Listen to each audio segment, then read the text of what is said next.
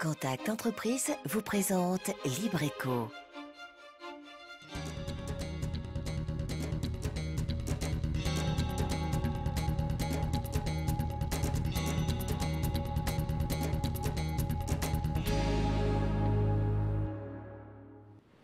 Salut à tous, c'est Libreco. Comme chaque mercredi, on se retrouve pour découvrir une entreprise de Lille, aller à la rencontre de ceux et celles qui la font vivre. Voici donc le sommaire de ce soir. Quel avenir pour le tourisme en Martinique? Face à un secteur qui souffre, certains tentent de développer des formules innovantes, à l'instar du village créole aux Trois-Îlets. Plus qu'un site touristique, un lieu d'échange ouvert sur l'extérieur et dynamique grâce à l'engagement de ses commerçants et autres acteurs impliqués au quotidien. Sans oublier le bon plan de la semaine, nos chiffres et données économiques de Lille. Vous êtes prêts? Nous aussi. Libreco, c'est parti. Le village créole aux Trois-Îlets a été réhabilité en 2011 et vous allez voir qu'il est de plus en plus fréquenté, peut-être grâce à son offre diversifiée, mais aussi à un public ciblé large et à des structures qui ont aujourd'hui choisi de se réinventer. Anne-Sophie Bélanger avec François Brigitte et Mathias Delem. En descendant de ce bus, ces touristes ignorent sûrement à quel point ils sont attendus. Madame, merci.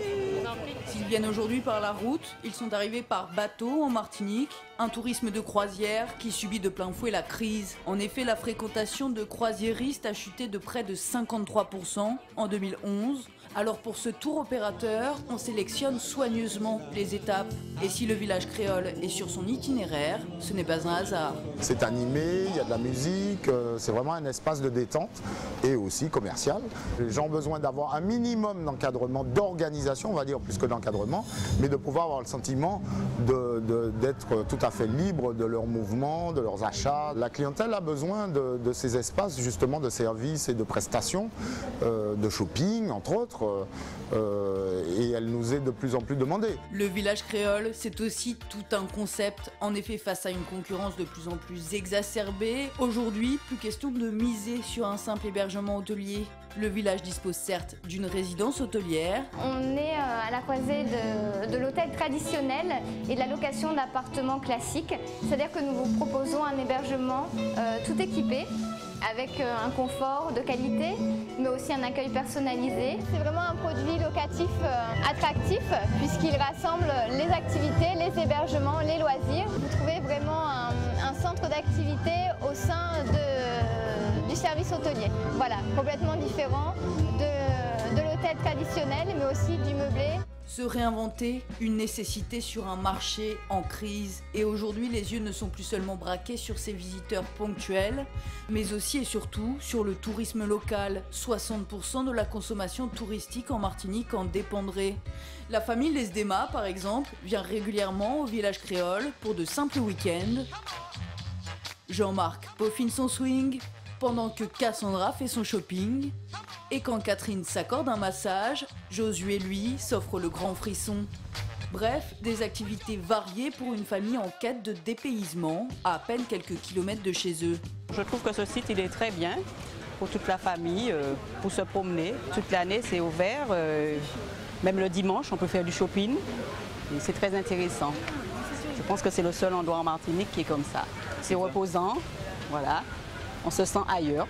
Un tourisme local qui vient pallier à une saisonnalité de plus en plus marquée. Difficile aujourd'hui pour les grosses structures hôtelières martiniquaises de surmonter leurs charges, elles, toute l'année. 90% des établissements antillais seraient surendettés. Alors ici, on a imaginé un tout autre fonctionnement. C'est un concept original au village créole. Donc nous avons bien sûr la gestion hôtelière, avec une animation axée justement sur l'hébergement. Et puis nous avons un propriétaire bailleur qui régit un petit peu les locaux commerciaux. Voilà. Et à côté de ça, nous avons bien sûr un syndicat de copropriétaires, avec un syndic bénévole, un conseil syndical qui régit un petit peu la structure. Commerçants, restaurants, tous sont indépendants. Un système qui offre bien plus de souplesse, de flexibilité. Le fait d'avoir plusieurs structures qui mettent en commun des atouts, qui mettent en commun des services, et ça donne à la fin un produit de qualité en fait.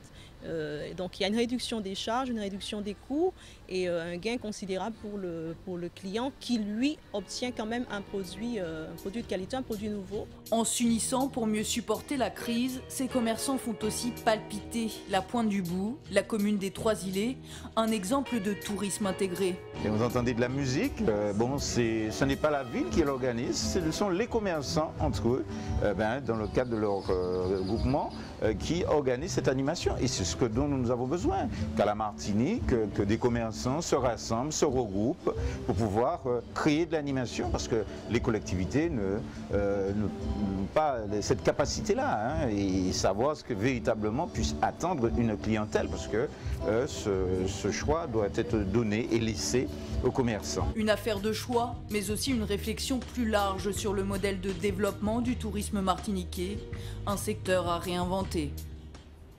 Et pour aller plus loin avec nous sur ce plateau, Madame Isabelle Leroy, bonsoir. Bonsoir. Et merci d'être avec nous. Vous êtes donc la responsable animation et communication du village créole de la Pointe du Bout, aux Trois-Îlets. Alors, comment se porte ce concept original qu'est le village créole de la Pointe du Bout, aux Trois-Îlets? Alors, il se porte très bien, merci beaucoup.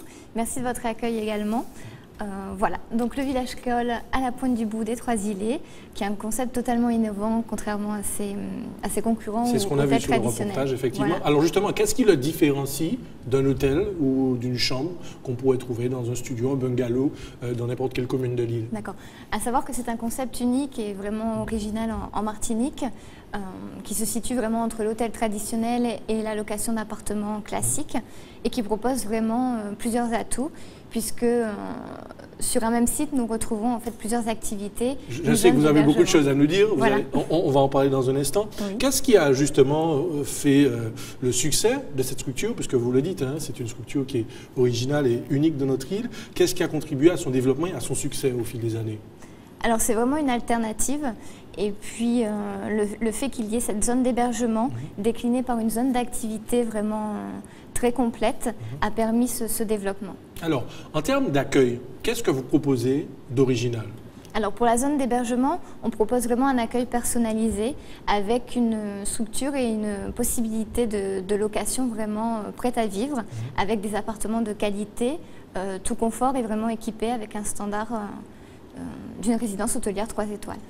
Alors, en termes d'hébergement, parce que c'est important, on l'a vu dans le reportage, vous misez sur une qualité. Comment ça se passe? Quelle est l'organisation qui est mise en place pour satisfaire vos clients au niveau de l'hébergement, notamment? Alors, à savoir que nous avons 23 appartements qui vont du studio 2 personnes jusqu'à l'appartement T2 mezzanine pour accueillir 6 personnes. Il s'agit vraiment d'un accueil personnalisé. Petite structure, donc vraiment un accueil et des services adaptés à la demande du client. Qu'est-ce que vous appelez accueil personnalisé? Est-ce que vous êtes à l'écoute du client? Comment ça se passe? Qu'est-ce que vous entendez par accueil personnalisé? Alors, on s'adapte vraiment à la demande du client. On a parfois des demandes spécifiques. C'est vrai. Voilà. Comme pour Noël, on avait la demande d'un sapin de Noël à l'arrivée du client dans son appartement. Voilà, ce sont des petits atouts qu'on met en place pour satisfaire nos clients. Ne me dites tout de même pas que vous pouvez accéder aux rêves de tous vos clients. Pas les rêves les plus fous. C'est le but. C'est le concept, en fait, c'est la clé du succès sur ce projet. Je pense que oui. D'accord. Miser sur la qualité et vraiment répondre à l'attente du client qui est de plus en plus spécifique. Alors, des clients qui viennent d'où? Est-ce que ce sont uniquement des résidents ou bien vous avez des clients qui viennent de l'étranger? D'accord. On tend réellement à diversifier notre clientèle. En haute saison touristique, nous sommes vraiment sur une clientèle étrangère, métropolitaine, mais on vise également la clientèle locale qui nous apporte vraiment un tourisme assez important. Clientèle extérieure qui entend parler de vous par quel biais? Est-ce que c'est le bouche à oreille uniquement? Voilà, il y a le bouche à oreille. On utilise aussi également les nouvelles technologies comme le Facebook, notre site internet qui sont très actifs. Par le biais aussi d'autres partenaires comme d'Île des Îles. On veille vraiment à toucher une clientèle locale puisque tous les services et activités sont regroupés également pour cette clientèle qui voudrait un week-end de dépaysement ou de loisirs avec sa famille. Alors, week-end de dépaysement, vous le dites, en loisir ou avec sa famille. Vous proposez des activités. On a vu un petit groupe là, de musique sur ce reportage. Exactement. Ça aussi, c'est original. Comment s'établit ce programme d'activité? Alors, c'est nous qui le formulons. selon les demandes également, l'accueil des clientèles. On tend vraiment aussi à instaurer une politique d'événementiel ambitieuse et véritable pour justement atténuer l'effet de saisonnalité et créer une animation diverse et variée et vraiment toute l'année. C'est ça, c'est contribuer aussi à l'animation. Alors on l'a vu, le maire était satisfait de la commune, c'est sûr, mais du site en lui-même, parce que c'est souvent des reproches, hein, les reproches qui reviennent quand on parle de site touristique en Martinique, le manque d'animation, d'activité. Est-ce que ça fait partie des priorités de votre site ? C'est une priorité et c'est vraiment la raison pour laquelle le village créole est né. C'est vraiment partie de cette volonté d'animer la Pointe du Bout, de créer vraiment un cœur à cet espace, à ce site qui manquait justement d'animation et d'un point de rencontre pour les clientèles des autres hôtels ou du site tout simplement. Et quels sont les retours, notamment des clients extérieurs qui séjournent chez vous ? Ils ont envie de revenir, voilà. Quand ils découvrent l'animation locale et avec ses spécificités ? Ce sont des animations qui plaisent. On essaie également de varier les animations. C'est important, en tout cas, dans le contexte de crise dont certains parlent, au niveau du tourisme notamment. Qu'est-ce qui vous a permis justement de vous développer à l'heure où certains parlent d'un secteur un peu morose, qui est celui du tourisme, justement? Alors le fait, en fait, d'avoir ce complexe et ces entreprises qui fonctionnent ensemble, mais en conservant leur individualité, a permis justement de faire face à la crise et de s'adapter à la conjoncture et aussi de réinventer le produit et l'offre touristique. Alors justement, vous parlez de ces entreprises et de ces commerçants qui sont autour. Le village créole, c'est un lieu de rencontre où des touristes venus parfois de loin côtoient les habitués de tous les jours. En fait, un lieu d'échange ouvert sur l'extérieur, mais qui palpite aussi de l'intérieur grâce à l'engagement de ces commerçants. Regardez. Si elle salue tout le monde, Véronica n'est pourtant pas installée depuis bien longtemps. Elle vient d'ouvrir sa parfumerie au cœur du village créole et c'est justement cet esprit de village qui l'a séduite. On retrouve souvent aussi une clientèle fidèle, aussi bien des touristes qui reviennent d'année en année que notre clientèle locale. Ça, c'est très très important pour nous, qui revient souvent le week-end faire son shopping sur le village et qu'on a plaisir à revoir de week-end en week-end. Des échanges à l'image de la convivialité du site, mais aussi de sa double vocation. Servir le développement du tourisme, mais aussi avoir une place au cœur de la vie locale. Dans ce village qui palpite de l'intérieur, ouvert sur l'extérieur, c'est une forme un peu particulière de tourisme que Béatrice a expérimenté. J'avais jamais connu ça auparavant. J'avais l'habitude de travailler que dans le secteur touristique et le fait de travailler réellement avec les Martiniquais, ça m'a fait découvrir un autre monde, une relation que je ne connaissais pas auparavant. C'est une relation chaleureuse, humaine, très importante. Je n'ai qu'à dire merci parce que c'est une relation forte. Ce contact avec les clients, mais aussi ces rapports humains entre commerçants, c'est ce qui fait vibrer le cœur du village. La convivialité, mais aussi la solidarité. Hey, salut, comment vas-tu? Ça va toi? Tranquille? Ouais, il me faudra du sel parce que le jet, ça passe. Un peu de sel et poivre? T'es à court? Ces deux restaurateurs travaillent dans des enseignes différentes, pourtant, ils n'hésitent pas à s'entraider. On travaille comme ça parce que pour le plaisir, pour le contact, pour le plaisir de la clientèle et pour que le village créole puisse un petit peu grossir, il y a comme ça des nouveaux restaurants qui s'ouvrent, comme nos voisins qui viennent d'ouvrir il y a quelques mois, là, qui marchent bien aussi. Et pareil, voilà, ils ont besoin d'un dépannage ou quoi que ce soit, on s'entraide et ça permet de grossir le village et tout le monde est gagnant en soi parce que plus il y aura de monde, plus il y aura de population, plus les gens seront contents, plus ils reviendront et mieux on travaillera, quoi. Un état d'esprit à la base du regroupement de ces commerçants. L'union fait la force, mais cette force, elle est aussi mise au service d'un engagement commun, le développement de tout un territoire. Alors, Madame Leroy, donc on le voit sur ce reportage, et d'ailleurs Anne-Sophie Bélanger parle d'union qui fait la force. Justement, comment cette cohésion-là se concrétise? Est-ce qu'il y a des réunions? Vous vous regroupez avec tous les commerçants pour programmer les activités dont vous parliez tout à l'heure, par exemple? Voilà, il y a un véritable esprit au sein du village. C'est vraiment un petit village où tout le monde se connaît et se côtoie. Et notre but est vraiment de s'adapter aux besoins des commerçants et justement d'unir ces commerçants pour avoir plus de force et un poids plus important. Au niveau de l'activité de l'animation, mais de l'activité économique également. Et puis on tend vraiment à les regrouper et à former... Parce qu'ils sont nombreux tout de même. Hein? Exactement. Alors, nous avons 23 boutiques, voilà. 8 restaurants Et dans des domaines aussi variés que le textile, vous me disiez tout à l'heure. Voilà, très variés puisque ce sont des boutiques, des commerces, mais également des services. Vous avez les opticiens, mais aussi salon de massage, esthéticienne, prêt-à-porter, bijouterie. Avec un pari peut-être un peu risqué ou osé, celui d'ouvrir tous les jours, du lundi au dimanche donc, voilà, de 10h à 19h30. Voilà, c'est bien ça. C'est ça. Est-ce que ça fonctionne et est-ce qu'il y a une demande pour justement répondre au quotidien à cette clientèle? On propose cette offre justement pour répondre à cette demande de plus en plus croissante. Et puis il y a vraiment une ouverture, donc 7 jours sur 7. C'est un véritable petit centre commercial à ciel ouvert, vraiment très bien situé et localisé en station balnéaire, et donc répondre aux demandes des clients 7 jours sur 7. Voilà. Oui, et ça fonctionne ainsi toute l'année? Exactement, toute l'année. C'est pas négligeable. De janvier à décembre. Vous restez avec nous, on vous retrouve tout à l'heure. Place à notre éclairage autour d'une donnée économique. C'est le chiffre de la semaine. Un chiffre qui s'explique notamment par un début de saison plus précoce. La saison 2011-2012 n'a en effet débuté véritablement qu'en novembre. Le nombre moyen de passagers par embarcation est lui aussi plus élevé, mais aussi une tendance qui se confirme. Le tourisme de croisière aurait à nouveau le vent en poupe. En tout cas, 2011 affichait aussi des résultats encourageants.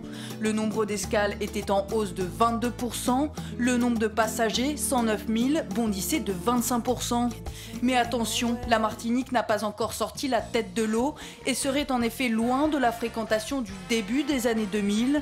Entre 2000 et 2011, notre destination aurait en effet perdu près de 275 000 croisiéristes et plus de 200 escales. Allez, tout à fait autre chose à présent. Comme tous les mercredis, on découvre un concept innovant, un porteur de projet. C'est le bon plan de la semaine. Une plante qui pousse sauvagement sur un mur, l'image est insolite et la nature est toujours source d'inspiration. Car rien ne se perd, rien ne se crée, tout se transforme, c'est la base même du concept Flower Box, qui réinvente un métier pour les fleuristes en créant un nouveau marché à mi-chemin entre la vente traditionnelle de fleurs et la décoration d'intérieur. Là au départ je pars sur le concept Flower Box, donc des produits qui s'accrochent au mur pour faire des tableaux végétalisés. Flower Box, boîte à fleurs. On peut faire de la création avec le stabilisé et le naturel sur n'importe quel support. Mais toujours pour moi au départ c'était dans l'esprit Flower Box, donc des produits qui vont pouvoir être fixés sur un mur. Il s'agit d'adapter l'aspect artistique des murs végétaux à travers une variété de supports permettant à chacun de créer son propre jardin vertical. Céramique, carton, métal, pierre, bambou, autant de matériaux pour donner vie et relief à vos murs et espaces de vie. Mais quelle est cette matière étrange qui fixe les plantes sur leur support? C'est de la sphène, c'est le produit qui me permet de végétaliser tous les supports. Et bon, grâce à sa particularité de pouvoir être lié comme ça, une fois humide ou même à l'état sec, ça permet de garder la plante accrochée. C'est ce qui permet de faire des produits tableaux et murs végétalisés en fait.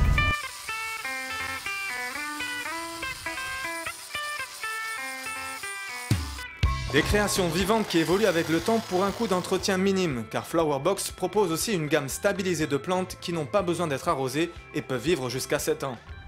Le stabilisé n'a plus besoin d'eau, donc peut être stocké, plus besoin d'arrosage, pas besoin forcément de lumière. Donc voilà, en matière d'entretien, c'est pour certains clients très agréable, pour ceux qui n'ont pas le temps de s'occuper des plantes. Mais bon, l'avantage, c'est que ça garde quand même un aspect très naturel.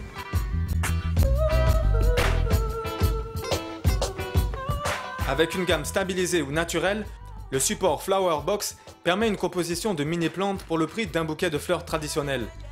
Un objet déco naturel, original et durable, disponible en Martinique chez Point Cadre et Bois Nature. Et par contre, Bois Nature sera uniquement sur le naturel vivant. Mais déjà, Bois Nature, voilà, naturel vivant et la distribution, on pourra trouver la sphène également chez Bois Nature.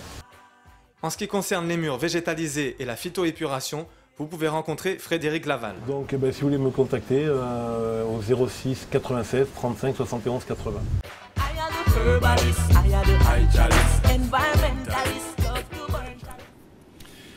Libreco est quasiment terminé, mais juste avant, 2 mots de conclusion avec Madame Isabelle Leroy, peut-être pour connaître les projets, les perspectives de développement pour le village créole de la Pointe-du-Bout aux Trois-Îlets, et puis savoir aussi ce que l'on peut vous souhaiter pour la suite. Alors on peut nous souhaiter beaucoup de choses, réellement une super fréquentation, que ce soit en haute ou en basse saison, et véritablement un maintien d'activité toute l'année.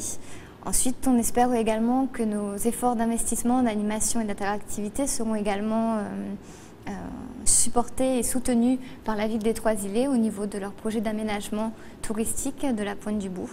Oui, c'est ça, parce qu'il y a un grand projet autour d'un établissement qui devrait renaître pas très loin. Donc peut-être des projets aussi, des projets de développement pour votre structure? Oui, puisque notre structure fait vraiment partie d'un ensemble également. Donc on a besoin de ce soutien et de l'embellissement de la Pointe-du-Bout également. Et puis nous, continuer nos projets à l'intérieur de notre village avec nos commerçants. Eh bien, c'est tout le mal que l'on vous souhaite. Merci. En tout cas, merci d'être venu nous parler de cette structure. Vous saluerez tous les commerces, tous les restaurateurs qui évoluent au quotidien justement au sein du village créole. Libreco est quasiment terminé, mais juste avant, comme chaque semaine, l'actu Contact Entreprise.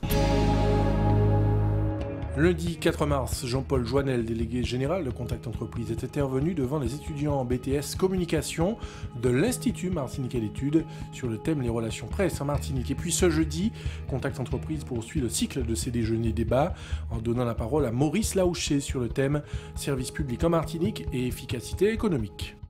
Voilà, en espérant que vous avez pris bonne note, Libreco est maintenant terminé. On se retrouve la semaine prochaine, même heure, même antenne. En attendant, passez une excellente soirée sur ATV.